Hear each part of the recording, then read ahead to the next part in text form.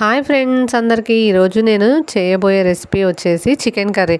ఈ chicken curry అనేది మనం చాలా టేస్టీగా చేద్దామండి. నేను చెప్పిన విధంగా ఒకసారి ట్రై చేసి చూడండి, ఓకేనా ఫ్రెండ్స్. చికెన్ కర్రీ అంటే ఎవరైనా ఇష్టపడని వాళ్ళు ఉండరు. ఇప్పుడు మనం ప్రాసెస్లోకి వెళ్ళిపోదాం. 1 kg చికెన్ తీసుకున్నాను నేను. ఒకటి రెండు సార్లు మనం కడిగి పక్కన పెట్టేసుకుందాం. నేను చూడండి, చికెన్ కూడా మనం కడిగి పక్కన పెట్టేసుకుందాం.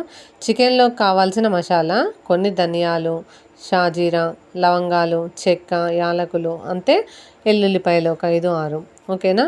ఇప్పుడు మనం చికెన్ కర్రీలోకి కావాల్సినవి అన్నీ చూపిస్తాను. 1 కప్ ఆయిల్, ఒక 3-4 స్పూన్స్ కారం, 2-3 స్పూన్స్ అల్లం, పసుపు, అంతే రుచికి సరిపడా ఉప్పు, 1 కప్పు పెరుగు, ఓకేనా. చూడండి, 1 కప్పు పెరుగు తీసుకున్నాను. ఇప్పుడు మనం ముందుగా ఒక గిన్నె పెట్టుకుందాం. గిన్నె పెట్టుకొని మనం తీసుకున్న మసాలాలన్నీ కాస్త ఫ్రై అవ్వనిద్దాం. ఇవి ఫ్రై అవుతూ ఉంటే మీకు ఇంతలో ఉల్లిపాయలు, చికెన్ కర్రీకి కావాల్సినవి 3 ఉల్లిపాయలు, ఒక 4-5 పచ్చిమిరపకాయలు, కొంచెం కొత్తిమీర, ఓకేనా. ఇవి కూడా ఫ్రై అయిపోయినాయి. ఇవి మనం ఇప్పుడు తీసుకొని కాస్త చల్లారాక మిక్సీ గిన్నెలో వేసేసుకోండి, ఓకేనా. మనం ఇప్పుడు ఇందాక కట్ చేసి పెట్టుకుందాం అన్నాం కదా, ఉల్లిపాయలు, పచ్చిమిరపకాయలు కూడా మనం కడిగి పక్కన పెట్టేసుకుందాం. వీటిని సన్నగా కట్ చేసుకున్నాం కాబట్టి ఉల్లిపాయలు, పచ్చిమిరపకాయలు కూడా ఇందులోనే వేసి మిక్సీ పట్టుకోవాలన్నమాట. ఇప్పుడు ఉల్లిపాయ ముక్కలు వేస్తున్నాం కదా, అంతే పచ్చిమిరపకాయలు కూడా వేసేసుకుందాం. చూడండి, ఆ తర్వాత మనం తీసుకున్న అల్లం కూడా ఆ మిక్సీ గిన్నెలోనే వేసేసుకోవాలి.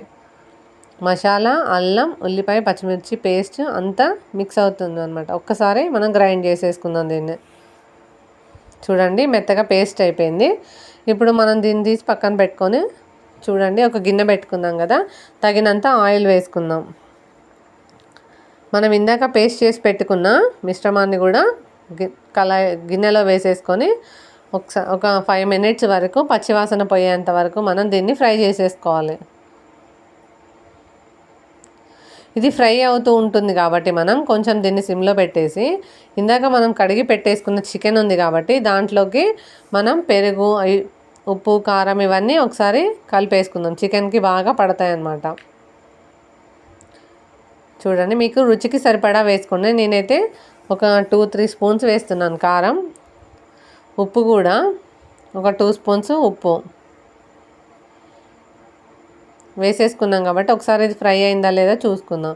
చూడండి, ఫ్రై అవుతుంది, కాస్త నూనె పైకి తేలుతుంది. ఇప్పుడు మనం చికెన్ అంతా కలిపేసుకుందాం. పసుపు 1 స్పూన్ వేసుకుంటున్నా. చూడండి, చికెన్కి అంతా ఉప్పు, కారం, పసుపు కలిపి మనం పక్కన పెట్టేసుకున్నాం కాబట్టి చూడండి, ఇది కూడా ఫ్రై అయిపోయింది. ఉల్లిపాయ, పచ్చిమిరపకాయ పేస్ట్ కూడా ఫ్రై అయిపోయింది. కొంచెం కొత్తిమీర వేసుకుందాం. వేసుకొని మనం ఒకసారి కలుపుకుందాం. ఇప్పుడు కొంచెం తాలింపులో కూడా కొంచెం పసుపు వేసుకుందాం. ఇందాక 1 స్పూన్ వేసిన కదా, ఇప్పుడు కొంచెం వేసుకుందాం. ఇది కాస్త ఫ్రై అయింది. ఇంకొక 1 minute ఫ్రై అయిందంటే ఇంకా ఫ్రై అయిపోయింది. ఇప్పుడు మనం కలిపి పెట్టుకున్న చికెన్ ఉంది కదా, ఇది కూడా వేసేసుకొని మొత్తం అంతా కలిపేసుకుందాం ఒకసారి.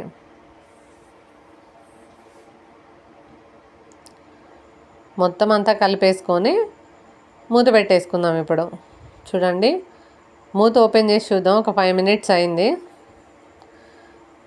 ఒక్కసారి కలిపేసుకుందాం. మనం అంతా ఒకసారి కలిపేసుకుందాం. కింద అడుగు పట్టకుండా కలుపుకోవాలి. మళ్ళీ ఇప్పుడు ఒకసారి మూత పెట్టేసుకుందాం. మనం ఒక 5 minutes అయిన తర్వాత ఓపెన్ చేసి చూద్దాం. చూడండి, ఆయిల్ పైకి తేలుతుంది కదా, చికెన్ కర్రీ మనకి ఉడుకుతుందన్నమాట. ఫ్రై అవుతుంది కాబట్టి ఆయిల్ అంతా పైకి తేలుతుంది. ఒకసారి అంతాగా మనం కలిపేసుకుంటున్నాం. ఒక 5 minutes అట్లనే ఉడకనిద్దాం. కొంచెం చిన్న గ్లాసుడ్ వాటర్ వేసేసుకుందాం మనం. చూడండి, ఇంకాస్త దగ్గర పడిందంటే చికెన్ కర్రీ రెడీ అయిపోయినట్టే మనకి.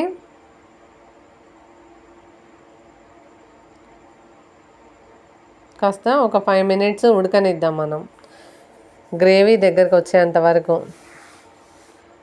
ఫైనల్గా చూడండి ఉడుకుతుంది కదా. ఫైనల్గా కొత్తిమీర వేసేసుకుందాం.